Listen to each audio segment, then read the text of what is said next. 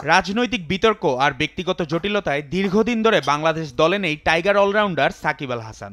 দেশের মাটিতে টেস্ট ক্রিকেটকে বিদায় জানিয়ে অবসর নেওয়ার ইচ্ছা অপূর্ণই রয়ে গেছে তার।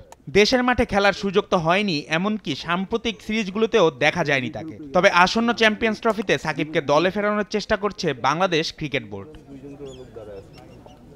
তবে সাকিবের খেলার বিষয়ে চূড়ান্ত সিদ্ধান্ত নিতে হবে সরকারের নির্দেশনার উপর ভিত্তি করে। সাকিব যদি তার বর্তমান সমস্যা সমাধান করতে পারেন এবং ফিটনেস মানসিক অবস্থার পরীক্ষায় উত্তীর্ণ হন, তাহলে নির্বাচক কমিটি তাকে দলে নিতে পারে বলে জানিয়েছেন বিসিবি বস ফারুক আহমেদ। ওর যে ইস্যুগুলো আছে সে তো মাঝে মাঝে মন্ত্রণালয়ের সাথে কথা বলে কিভাবে ওইটা কি করা যায়।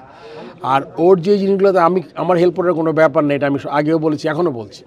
এটা শুধুমাত্র গভর্নমেন্ট লেভেল থেকে যদি কোনো ইনস্ট্রাকশন আসে, ওর যেই সমস্যাগুলো আছে ওগুলো যদি ঠিক করতে পারে, তাইলেই কিন্তু আমার মনে হয় যে এটার একটা ব্যাপার ডিসিশন নিতে পারে। আমার আগে কিন্তু অ্যানাউন্স করেছিল, আমাদের যে স্পোর্টস অ্যাডভাইজার আছেন সে বলছেন সাকিব খেলবে, দেখবে গভর্নমেন্ট তার যে ব্যাপারটা সমস্যাটা দেখবে।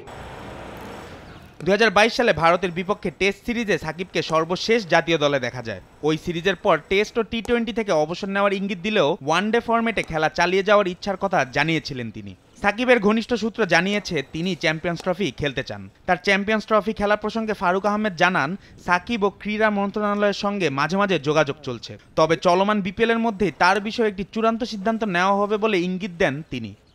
অ্যাকচুয়ালি সাকিব এখনও তো রিটায়ারমেন্ট হয় নাই, মানে তেমন কোনো কিছু হয় না সাকিবের। তারপরে তার ফিটনেস, তারপরে মেন্টাল স্টেট, তারপর সিলেকশন কমিটি আছে, তারা ডিসাইড করে যে এই বিপিএলের মাঝেই সিলেক্টরদের সাথে বসে আমাদের ডিসিশন নেওয়া দরকার আর কি। চ্যাম্পিয়ন্স ট্রফি শুরু হতে বাকি মাত্র আর 1 মাস। দেশের ক্রিকেট প্রেমীরা অধীর আগ্রহে অপেক্ষা করছে সাকিবের প্রত্যাবর্তনের। বিসিবি ও মন্ত্রণালয়ের সমন্বিত উদ্যোগে যদি তাকে মাঠে ফিরিয়ে আনা যায়, তবে তা বাংলাদেশের ক্রিকেটের জন্য হবে একটি বড় ইতিবাচক দিক।